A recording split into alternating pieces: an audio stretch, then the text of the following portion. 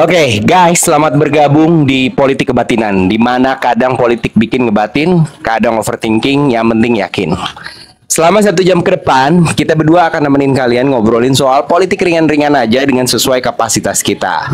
Nah, rekan gue yang di sebelah gue nih, ini udah berpolitika nasional deh.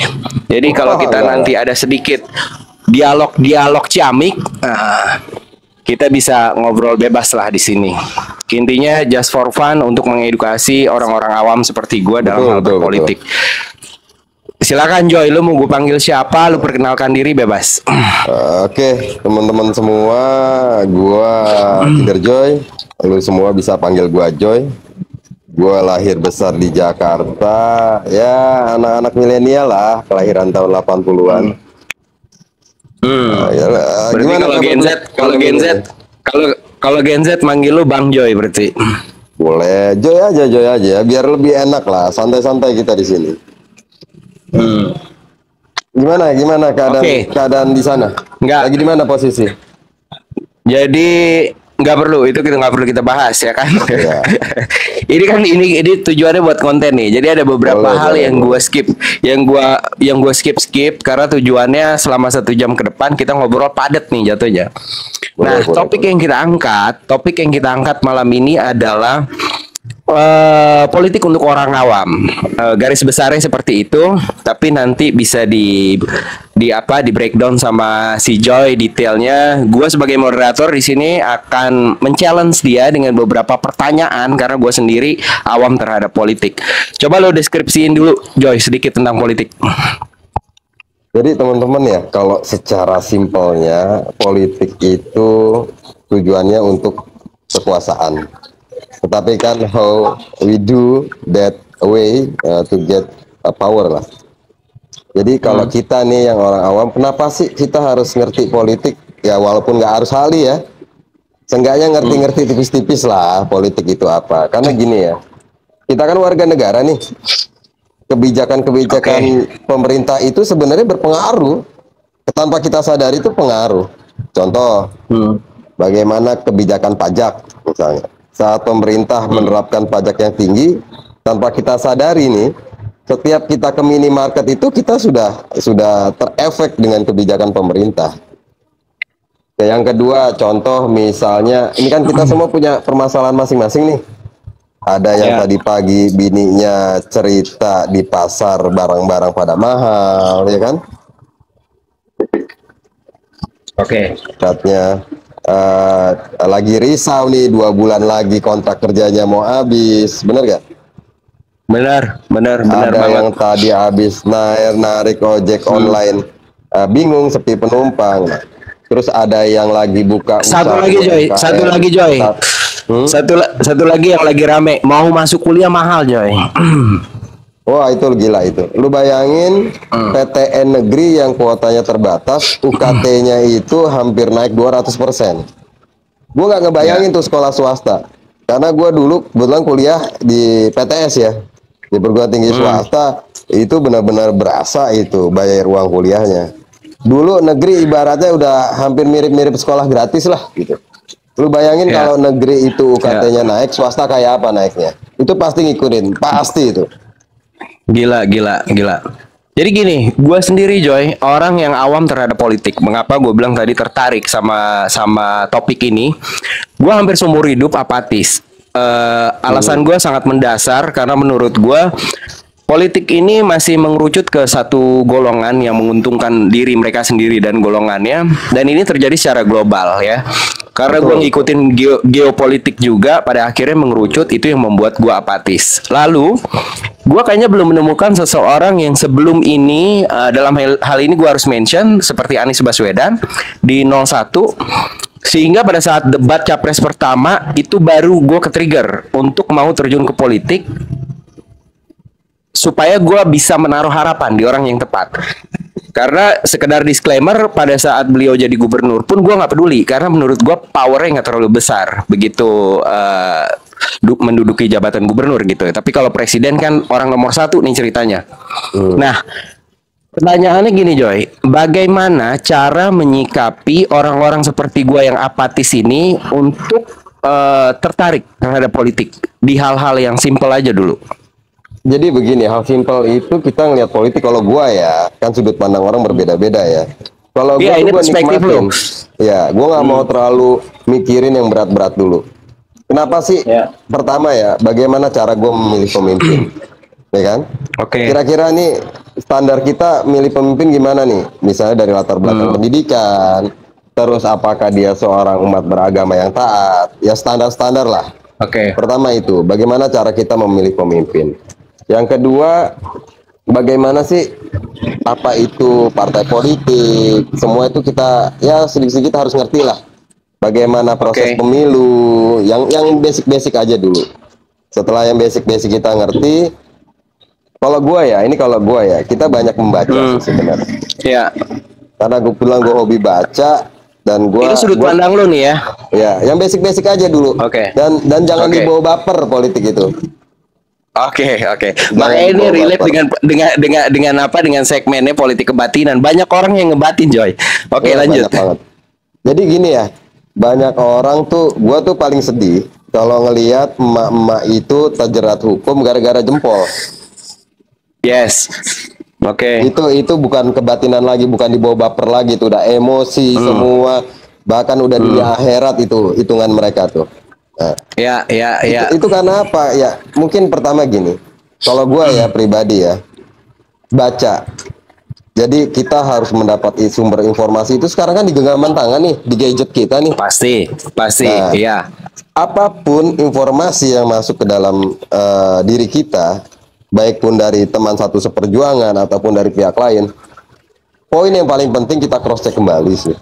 Kita cross check kembali di media-media mainstream, apakah berita itu benar. Karena banyak informasi di grup-grup WA misalnya tuh, yang membuat darah kita mendidih tuh bro.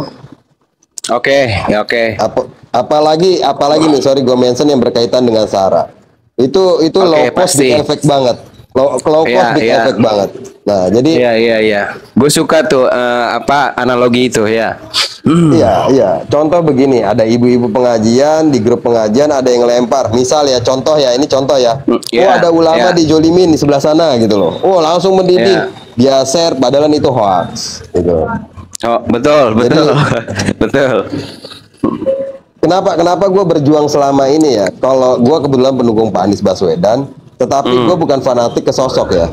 Tetapi Setuju. saat ini bagi gue dia yang mewakili keyakinan gue terhadap gue pengen tuh Indonesia dan mempunyai pemimpin seperti apa sih? Nah, dia tuh yang mewakili gitu. Jadi Iya. kadang fanatikme berlebihan itu juga membuat nalar kita jadi terbelakang lagi, jadi bodoh lagi kita. Jadi primitif itu ya. yang bahaya, jadi primitif.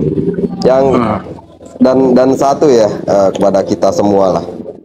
Perjuangan itu nggak bakal ada yang sia-sia. Contoh gini, kalau kita nih sekarang nih nggak bersuara, kita kan di medsos nih, ya bro ya. Kita nggak bersuara misalnya mengkritik pemerintah, kita tidak bersuara bahwa rakyat butuh ini, kita tidak bersuara bahwa beras mahal misalnya. Kita akan Ya. mendapatkan mungkin ya perpolitikan yang ideal 20-30 tahun lagi. Tetapi dengan banyaknya Lama ya? saudara lama bro. Lu bayangin Amerika itu sudah 300 tahun merdeka, tahun 60-an masih ada politik apartheid. Tahun Betul. 60-an tuh. Tetapi kita yang baru 80 tahun ini juga sebenarnya cukup lumayan merangkak. Nah, dengan kita bersuara ini tadinya 20-30 tahun, kita pangkas periode itu bisa 5-10 tahun, mudah-mudahan Indonesia bisa lebih baik. Oke, pertanyaan gue tadi belum terlalu terjawab sih sebenarnya. Langkah konkret yang bisa diambil oleh para apatis dalam tanda petik ini ke perpolitikan di negara kita khususnya nih, nggak perlu geopolitik dulu ya kan? Iya. Langkah konkret apa? Apakah harus main medsos? Apakah harus ngikutin berita atau bagaimana? Yang sederhana gitu. Yang sederhana kalau gua rasa sih semua ya, hampir mayoritas kita sudah kenal medsos ya, mayoritas ya. Tapi bagi yang belum kenal medsos gini, ada dua kunci dalam hidup gue yang gue pakai. Pertama itu kita banyak mendengar.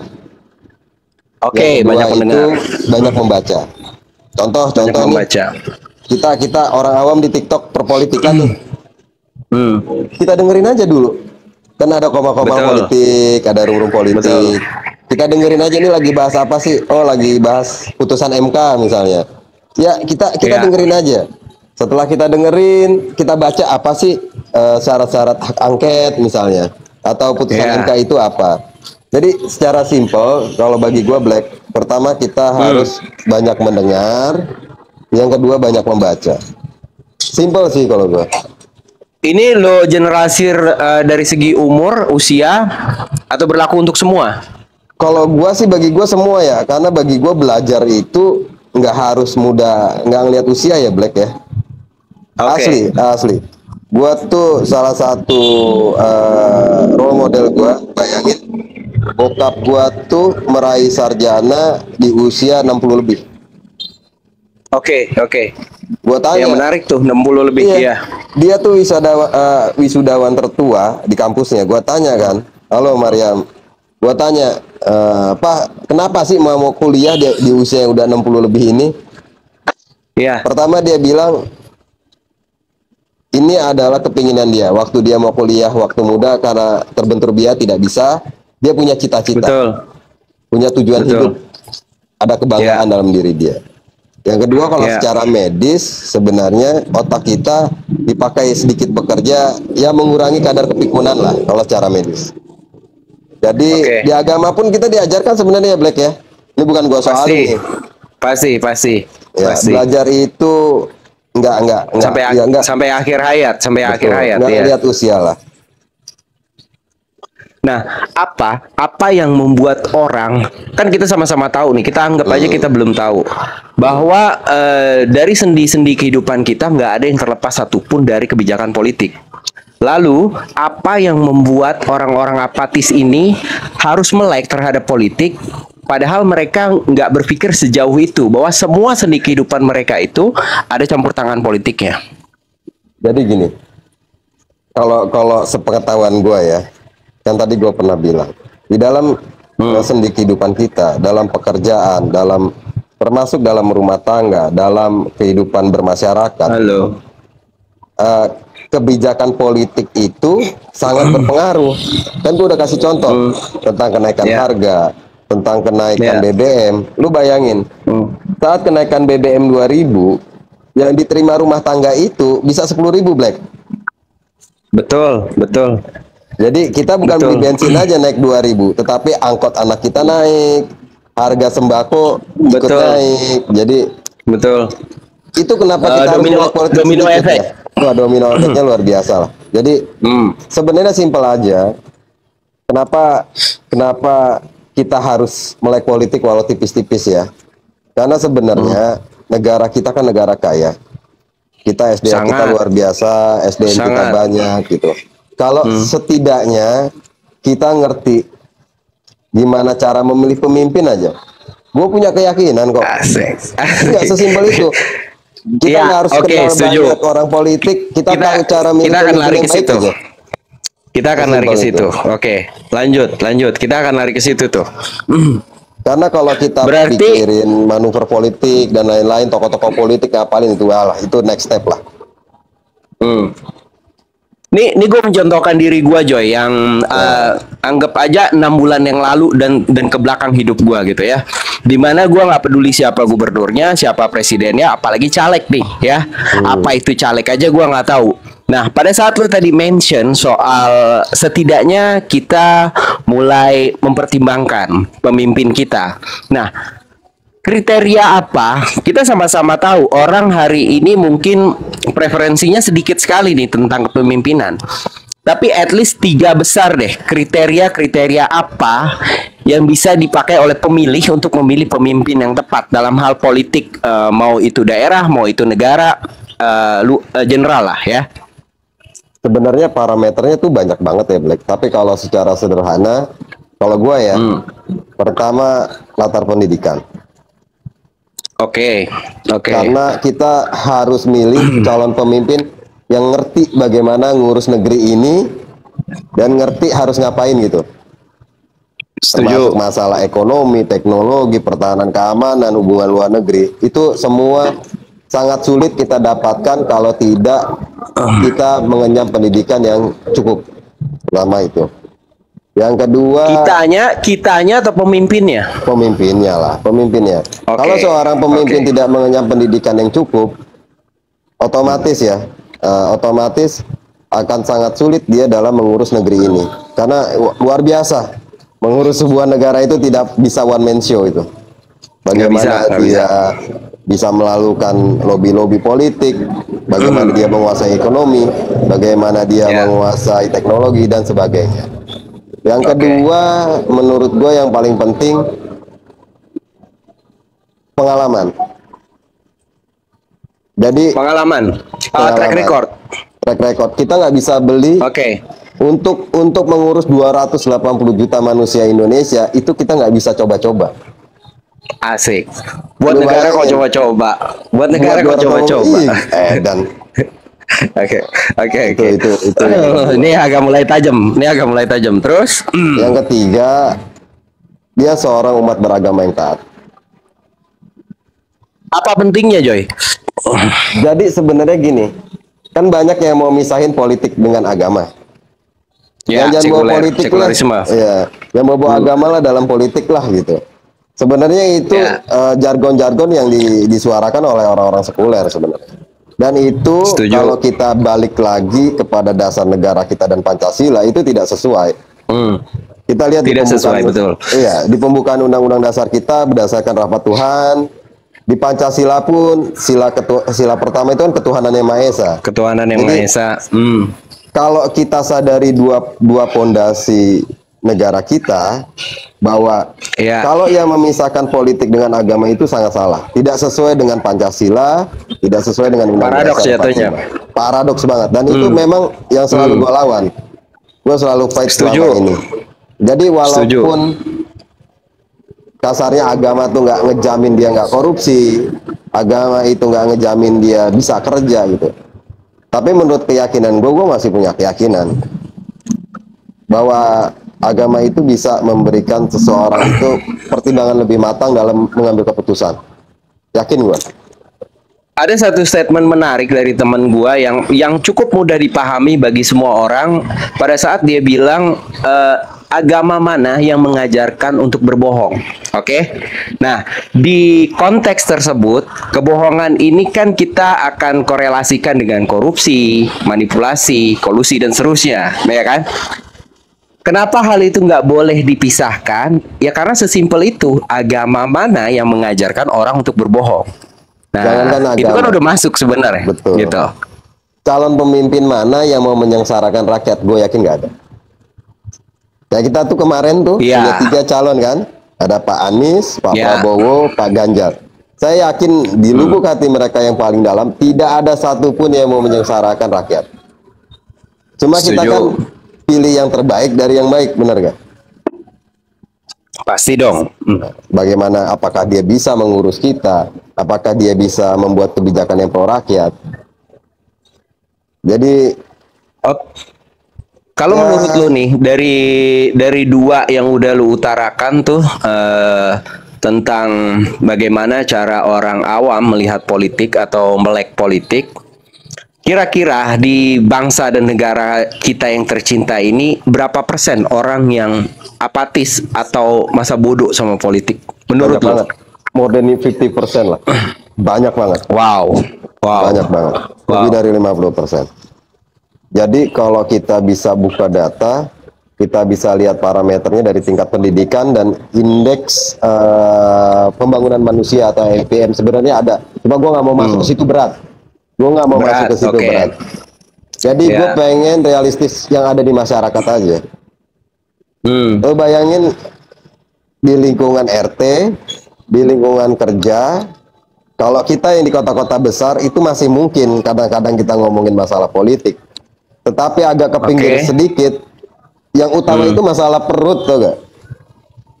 Jadi gini Joy, kalau lu mention ke arah situ, yang di pinggiran-pinggiran ini tetap bicara politik, tapi dibagi berapa, amplopnya berapa, itu Joy. Iya, kan- politik kan politik perut, kan? politik seperti itu, iya politik seperti itu yang dibicarakan. Si partai itu ngasih berapa? Si caleg itu ngasih berapa? Ini kita akan lompat ke money politik nih ya, tapi karena kita masih bicara di dalam konteks melek politik. dari 50% tadi yang menurut lo ya, dari berdasarkan data juga, kira-kira dampak buruk atau baiknya orang 50% ini terhadap politik apa? Apa dia punya peran yang signifikan dengan keapatisannya, atau memang kalau menurut demokrasi justru orang-orang apatis ini yang menentukan suara? Jadi gini, sistem pemilihan suara di negara kita atau pemilu di negara kita kan one man one vote kan, satu orang Betul. satu suara. Jadi efek mereka itu sangat gede sebenarnya, bro, sangat gede banget. Gua nih yang suka ngomel di room politik sama Ya. orang yang nggak ngerti, misalnya, sorry ya, bukan kita underestimate, kita semua sama, nggak ada yang beda. Cuma sama orang Oke. yang jarang atau nggak pernah ngomongin politik, nilainya seorang Kinder Joy sama dia itu sama. Hmm. Karena Sama. karena sistem kita kan one man one vote, bener nggak? Nggak bisa. Betul. Orang Betul. yang S3 Betul. dengan orang yang lulusan SD itu dia suaranya 10, yang satu nggak. Kita one man one vote. Betul. Nah, Betul. tugas. Nah, inilah gimana, kenapa gue mau berjuang ya. Kenapa selama ini gue bersuara. Gue bersuara itu hampir 22 tahun, Black. Anjay. 22 Serius. tahun gue beroposisi terhadap pemerintah. Gila. Klotokan lu ini mah jatuhnya, nggak salah narasumber gue ini.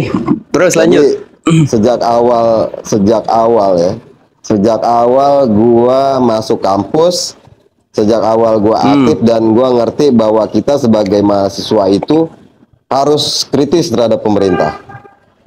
Nah, apa zaman kita dulu kan era awal-awal reformasi tuh kuliah kan? Oke. Wah, jadi Berarti girohnya- orde baru lo sempat teriak juga apa belum? belum. Karena Belum speak waktu up, itu gua belum, masih oke, belum oke. speak up. Saat-saat di kampus Oke. lah. Berarti Dan reformasi lah ya. Oke. reformasi, setelah reformasi, dan marwah itu gue bawa walaupun gue ya, kita kan setelah lulus kuliah sibuk, kita mencari pekerjaan, kita mengurus keluarga, tetapi ada momen-momen tertentu jiwa-jiwa kritis kita kan memberontak, ditambah lagi ada media sosial sekarang kan, Ya, tambah ya. lagi ada media sosial. Gua main di TikTok itu kurang lebih 4 tahun, kurang lebih 4 tahun tahun ngomongin politik doang, ngomongin politik doang nih. dan salah satu orang lumayan paling lama di TikTok politik Oke. pendukung 01 lah. Pionir, lo termasuk pionir, berani lo sebut begitu nggak? Nggak Dalam juga hal sih. dalam Nggak. hal urusan komal politik. Nah, kalau soal komal politik dibilang pionir sih enggak, pasti ada pendahulu gua. Tetapi saat zaman gua Oke.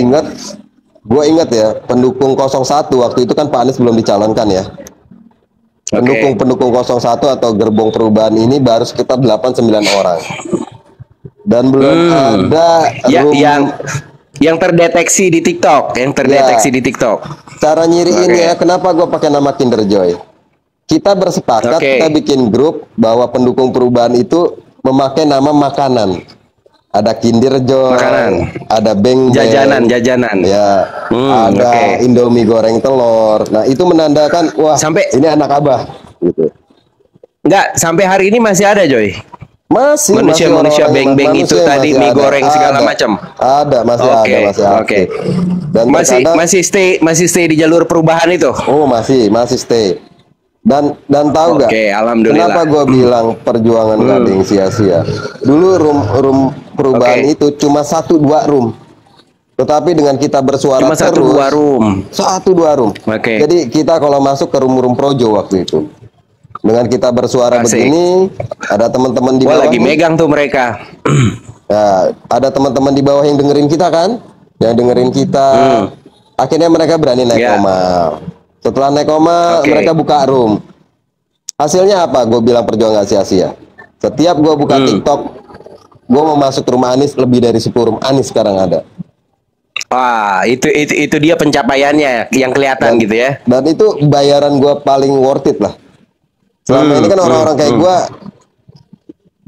capek materi, capek waktu, capek tenaga, Pasti. semua Black. Yang gue dapat Pasti. bagi gue ya, award yang paling gue senang apa? Semakin orang mau speak up, semakin banyak orang mau speak up. Lu secara offline juga berjuang. Iyalah, pasti. Oke. Cuma kadang-kadang kan kita Oke. nggak harus membicarakan apa yang Oke. sudah kita kasih kan untuk negeri ini kan. Asik, asik. Iya. Kalau gue tuh orang-orang yang nggak dikenal lah. Hmm. Korelasinya dengan tadi si perpolitikan yang masih awam itu, lu ketemu orang-orang awam tersebut Banyak, banyak yang sekali tadinya pengalaman. benar-benar Banyak sekali. apatis, buta, lalu Banyak. mereka mulai muncul, berani bersuara dan seterusnya ada. Ketemu orang awam, ketemu orang apatis, ketemu orang-orang hebat. Itu keren-keren Oke, semua. Banyak. oke, Lu oke. bayangin kita yang bukan siapa-siapa berdebat itu bisa sama anggota DPR RI loh, anggota dewan.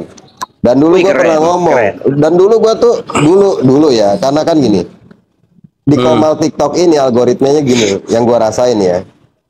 Waktu akan mendewasakan kita. Dulu gua galak, Gam. Dulu gua galak, bro. Sekarang masih galak gila. Oh, enggak. Terus? Nah, kalau sekarang gue pilih-pilih. Kasarnya Cita nggak harus ngadu lari sama anjing. Jadi gue kadang-kadang milih-milih lah. Nggak harus Yeah. nunjukin dia makhluk tercepat lah kasarnya. Gue pilih-pilih. Jadi biarkan teman-teman yang baru-baru. Jadi gini, Oke. gue dulu waktu galak-galak ini seru nih. Lu boleh Coba. kalau di gedung parlemen rajanya, tapi kalau di TikTok kita rajanya. Lu mau apa? Asli gue Asik. telanjangin. Asik. Gue bilang Asik. gue telanjangin. Gue kalau Contoh ada satu anggota- kasus yang pernah lu telanjangin. Contoh satu kasus yang pernah lu telanjangin. ada salah satu room, dia caleg, Hmm. Hmm. dia caleg anggota DPR RI, masih ada roomnya sampai sekarang, masih ada Oke, roomnya. oke. Oke. Awal- Oke, gue tahu awal- tuh. perempuan, room perempuan, Oh, perempuan. Oke. room perempuan. Gua lihat setiap ditanya dia bilang nanti saya tanya tim saya ya. Saya bilang ibu tolong belajar politik lagi ataupun bikin malu aja ibu kalau jadi anggota dewan seperti ini, belajar lagi deh. Begituin. Iya, iya. Sampai nyesek Begitu. gitu. Pokoknya gini, kita tuh ada media sosial seperti ini momen kita yang pas untuk telanjangin, untuk melihat apakah anggota dewan kita berkualitas apa enggak. Bukan faktor kebencian. Betul. Jadi teman-teman yang nonton nih, jangan takut kalau ada caleg atau apa, tanya aja, kritik aja. Tanya kuliah di mana, apa yang dia mau bikin. Besok kalau dia kepilih, kita tagih. Kalau nggak kita permaluin di atas Komar. Simpel aja. Oke, ini menarik nih ngobrolin soal caleg ya, karena itu perwakilan kita di gedung DPR MPR. Dari perpolitikan yang terjadi fenomena-fenomena money politik tadi yang udah kita singgung, pantas nggak kalau mereka pada akhirnya juga masa bodoh sama kita karena mereka menganggap suara kita udah dia bayar. Sebagian ada yang gitu, sebagian ada. Bahkan kemarin, Lu nggak berani pukul rata. Lu nggak berani pukul nggak rata. boleh, nggak boleh. Oke. Oke. Kita tuh harus kita tuh harus jangan jadi orang yang destruktif gitu loh. Gua beroposisi, Oke. tetapi gua nggak mau jadi oposisi yang destruktif. Oke. Gua balik lagi ke goals kita kan, ke tujuan gua nih. Tujuan gua apa sih?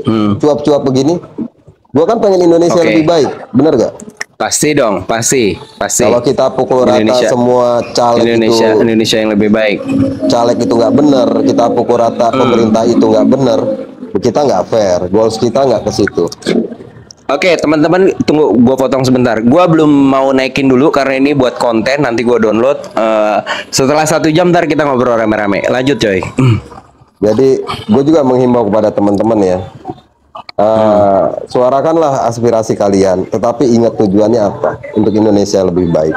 Jadi Ya, kita mengkritik bukan dasar kebencian, kita mengkritik bukan Oh, iya. dasar sara, kita Objektif. mengkritik karena objektivitas. Itu yang membedakan kita dengan orang yang selalu kita kritik. Kalau kita sama Ya. kelakuannya apa bedanya kita, bro? oh pasti dong. Iya, iya. Ya, itu Iya. yang gue selalu bilang, gue beroposisi ke pemerintah, tetapi gue akan memberikan reward dan punishment. Apabila pemerintah bisa lebih meningkatkan misalnya perekonomian masyarakat, petani bisa beli pupuk murah, ayo kita kasih reward walaupun saya oposisi. Kita harus ngomong Benar, yang benar adalah benar. benar. Tetapi Benar. kalau misalnya pemerintah membuat kebijakan yang gua rasa janggal dan merugikan masyarakat, oh kita kritik habis-habisan.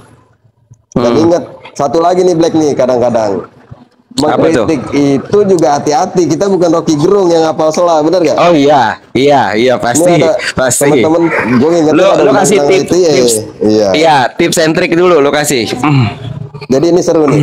Jadi kalau di media sosial ini kita bisa belajar banyak hal. Yang basicnya Ya. bukan ekonomi bisa belajar ekonomi. Yang Benar. bukan basicnya tata negara Hukum. bisa belajar tata negara. Yang bukan basic hukum bisa belajar hukum. Contoh, Ya. kalau kita mengkritik, kita baca dulu tuh. Sekarang ada undang-undang ITE. Batasannya apa? Ya. Waalaikumsalam, Ajay. Batasan-batasannya apa? Contoh, karena bahasa hukum dengan bahasa kita berbeda. Gue kasih contoh ya. Pasti. Kita melihat Pasti. orang ngambil sendal, kita teriakin maling. Karena Ya. kita udah menghakimi bahwa dia itu mencuri.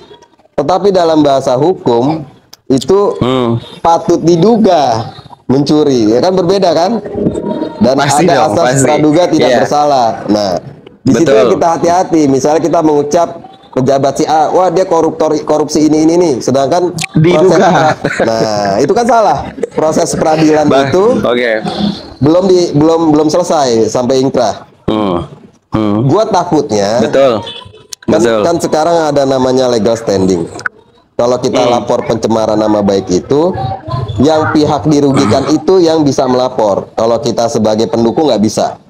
Gua takutnya lagi apes, itu anggota dewan itu menteri lagi pusing sama orang rumah, dia dengar Ya. cuitan kita, dilaporin lah, apes kita kena. Pasti dong. Jadi hati-hatilah, kita tetap hati-hati, kita banyakin literasi kita. Jadi pelan-pelan aja, dalam politik tuh harus pelan-pelan gitu. Setuju. Nggak Makanya bisa kan gue kita bilang serabak tadi, seruduk gitu. yang men-trigger gue pertama kali pada saat bahasa Wakanda nomor Indonesia. Wah, kemana nih si Joy? Hilang. Ntar kita tunggu, kenapa tuh dia tuh?